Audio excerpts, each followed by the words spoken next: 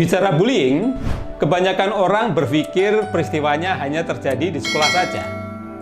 Nyatanya, bullying juga terjadi di banyak tempat, seperti di tempat kerja, media sosial, di tengah masyarakat, organisasi tertentu, bahkan juga terjadi di dalam rumah tangga.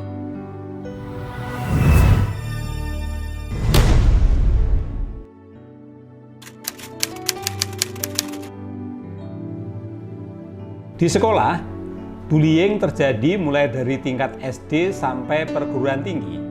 Peristiwanya bisa terjadi di koridor, kelas, ruang makan atau kantin, area olahraga, halaman atau lapangan sekolah, dan area lainnya.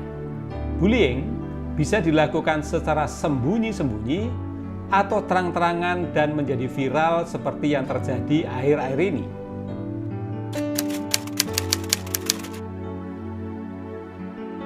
Di tempat kerja juga bisa terjadi bullying yang terjadi antar rekan kerja atau atasan kepada bawahannya, yakni dalam bentuk pelecehan verbal seperti kata-kata yang tidak sopan, kasar, selalu menyalahkan dan merendahkan. Juga beban kerja yang berlebihan, pemberian sanksi yang tidak manusiawi dan sewenang-wenang.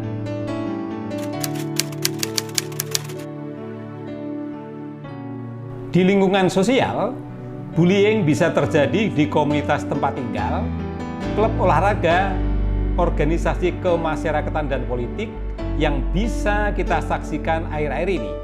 Bahkan, debat capres-cawapres pun bisa menjadi ajang bullying.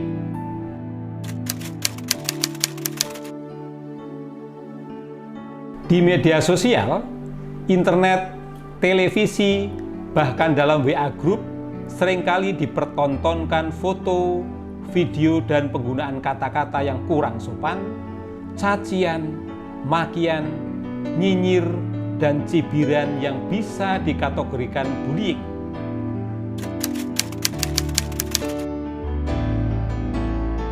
Di tempat umum, bullying bisa terjadi di taman, tempat bermain, pusat perbelanjaan, atau transportasi umum.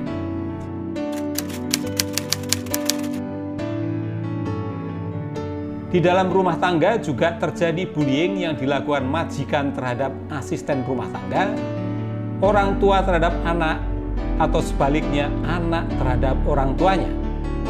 Beberapa dampak bullying antara lain adalah: yang pertama, dampak emosional dan mental, yakni tekanan emosional yang signifikan seperti stres, kecemasan, depresi, dan rendah diri.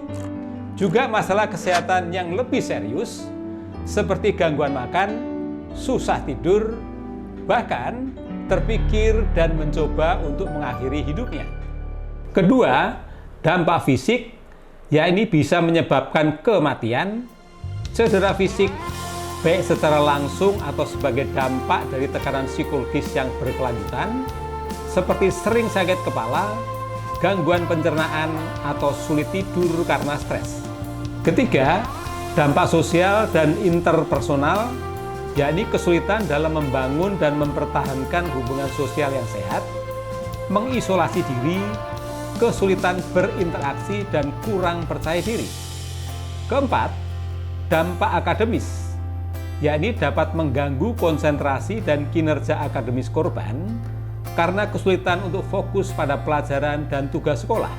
Kelima, dampak psikologis jangka panjang, yakni dampak psikologis berkepanjangan bahkan setelah situasi bullying berakhir, seperti post-traumatic stress disorder.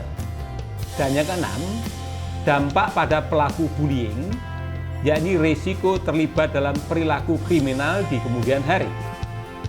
Apa sih penyebab terjadinya bullying?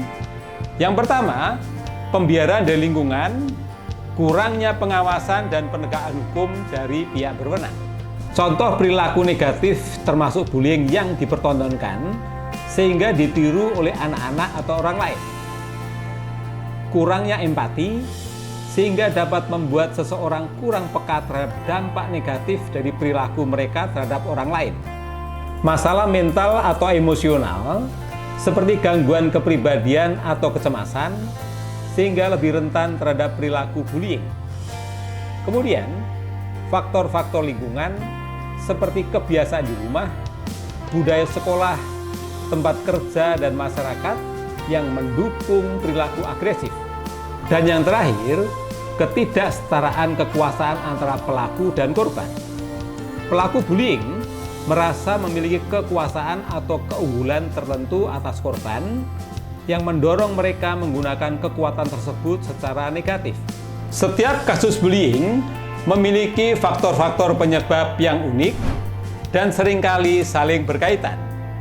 Untuk mengatasinya, harus dilakukan secara komprehensif, diantaranya sebagai berikut.